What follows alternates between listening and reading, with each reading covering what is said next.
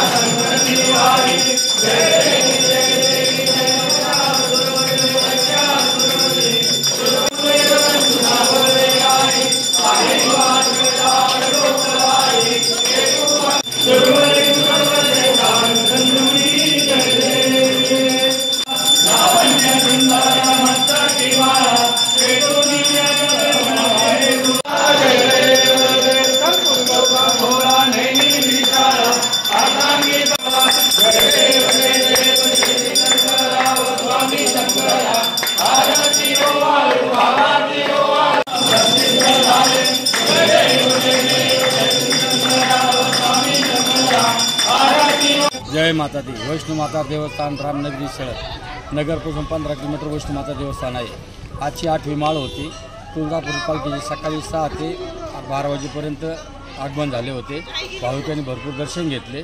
इथे सकाळी 8 वाजल्यापासून संध्याकाळपर्यंत महाप्रसाद वाटला जातो आणि 9व्या माळेला 10व्या माळेला इथं महाप्रसाद वाटला जाईल। उपास सोडण्यासाठी भाविकांनी इथे यावे आणि भाविकांनी वैष्णो माता देवस्थानला येऊन आपली इच्छा पूर्ण करून घ्यावी ही माझी इच्छा। जय माता दी। तुळजापूरच्या देवीच्या पालखीचं आगमन झालेलं आहे। या सर्व भाविकांनी एकदम आनंदाने व्यवस्थित दर्शन घेतलेलं आहे। त्यामुळे आणि आज सगळीकडे असा आनंद उत्सव साजरा होतो इथं आणि प्रसादाची वाटप दिवसभर असते। मी अभिकुमार एकनाथ जाधव, मी देवीचा भक्त आहे आणि वैष्णोदेवी माताला आम्ही दरवर्षी इथं येतो। कमीत कमी आम्हाला 10 वर्ष झालेले इथं येतो। आमची देवीवर खूप श्रद्धा आहे आणि या नवरात्रीमध्ये या देवीमध्ये इथं विविध प्रकारचे कार्यक्रम होतात आणि दरवर्षी इथं महाप्रसाद असतो। पाऊस असो किंवा काही असो, दरवर्षी इथं महाप्रसाद आहे आणि देवी भक्तांची लई गर्दी इथं दरवर्षी असते।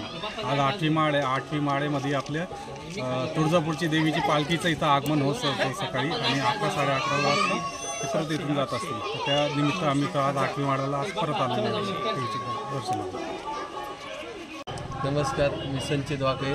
आज इथं वैष्णो मातेच्या मंदिरात तिथं 8व्या दिवशी पालखीचं कार्यक्रम होता। तिथं सर्व भाविक भक्तांनी येऊन प्रसादाचा लाभ घेतला आणि